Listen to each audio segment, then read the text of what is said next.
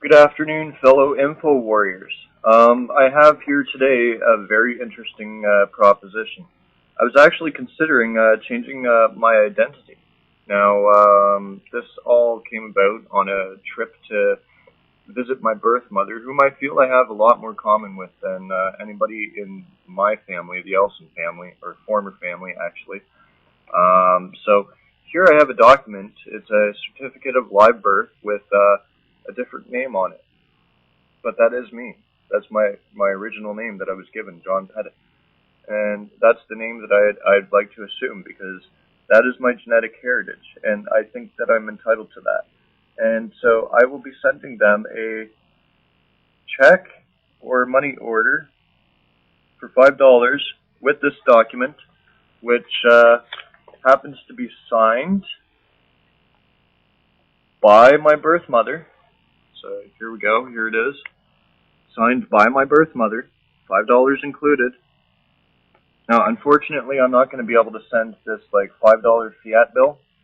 So what I'm going to do is when I go and arrange for this to get delivered to the Register General on McDonald Block, Parliament Buildings in Toronto, M7A1Y5, well, I will be sending a money order along with it. And I'll be sticking both the money order and this form inside an envelope. This form is legally binding. It's a legally binding document. It basically entitles me to receive my birth certificate for $5, and that birth certificate should read this name that's on it, so I don't have to pay for a name change. And so that's exactly what I wanted, actually. My adoptive family doesn't deserve to be carried, their lineage doesn't deserve to be carried on, because I was never really accepted as part of my family. I got screwed over by my Aunt Beth. She lured me out to Calgary, got me to waste thousands of dollars on a move. I even took training for a job, and she turns around and, basically says that, screw you, you made my life miserable as a kid for a week that you stayed over at my house when you were 12. So Beth Hilditch, I don't know what her newest name is that she's got since she's been remarried so many times and stuff, but Beth Hilditch from Acton, Ontario, that lady, she lived there, who now lives in Alberta somewhere. I don't even really follow that much because she's a bitch and I'd rather have nothing at all to do with her.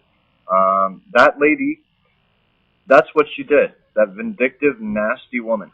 And other members of my family, excluded me from certain events because I was adopted. So this is what I have to do. I have to change my name. I have to assume my old name because it feels right. Because my birth parents I get along with them a lot better. The state made a huge mistake by sending me to a family that has it hardwired in their genes to think differently than I do. And that much has been made clear throughout my whole life. I handle life events differently than the rest of my family, and I can't do it their way. I have to do it my way, and I have to do it the way of my family. And as far as I'm concerned, I'm an intelligent guy. So I think that if I'm going to be doing what I'm going to be doing in the future, I need to get back in touch with my roots. I need to start out by showing people how intelligent I am in dealing with the system. And so here is a first step. There will be more to follow, and I'll also be throwing on the actual delivery portion of the video very, very shortly.